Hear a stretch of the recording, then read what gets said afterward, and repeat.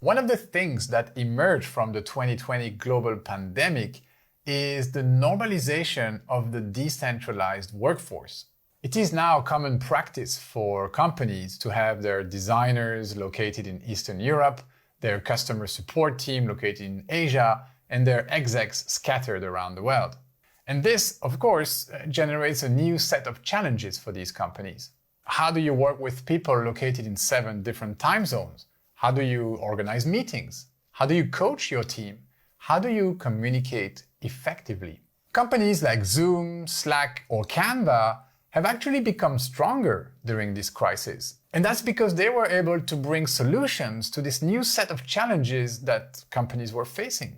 So let's look into that. Let's look at one feature in particular that Canva has developed and launched during the pandemic that aims at simplifying asynchronous communication. And I'm talking about the present and record feature for presentations. So this is our pitch deck. You should all be familiar with it by now. Let me show you how to use this present and record feature. We've seen where to find it in the previous lecture. It is right here under the present button. And by all means, if you don't see the present button, it might be because you're not using a presentation document. So make sure you are. So let's come back to our present button and choose present and record. Click on next and click on go to recording studio.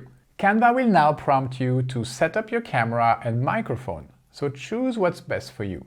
Note that you can decide to go without a camera and do audio only. If you want to do that, under the camera options, select no camera. Notice that what you see in the recording studio is very similar to the presenter window we talked about in the previous lecture, so you should already know your way around. You will see that you can also access your notes from here, just like in the presenter view.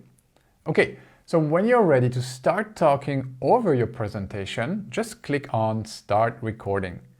You will see a countdown and then the recording will start. You will observe that your talking head is now in a floating bubble. So go ahead and deliver your presentation, providing all the information needed. You can pause the recording with the pause button if you need to read your notes or if you need to go to the bathroom, for example. Just don't forget to wash your hands when you come back. Use the resume button to resume the recording, and when you're done, simply click on Done. At this stage, Canva will upload your recording in the cloud and show you this window when it's ready. From here, you can copy the link of your recording and share that with someone to access your talking presentation from the cloud. You can download your presentation, so you'd have an actual video file. You can discard the whole thing and it will be deleted, or you can save and exit. Let's try using the link to see how it looks. I will copy it first and paste it in a new tab. I see that it's a video, so let's play it. Okay, so I see myself in the floating bubble, and obviously I see my slides in the background. But also, I see some dots on what seems to be a timeline. These dots represent the different slides I used in my talking presentation. And what's really cool is that I can click on any of these dots to jump to that part of the presentation. You can also use the forward and back buttons to navigate between the slides. So what else can we do? Oh, we can adjust the volume and the speed of the video. It ranges from 0.5 to 2x, so that's pretty convenient if you like to speed listen to videos and meetings. I love how simple that whole process was.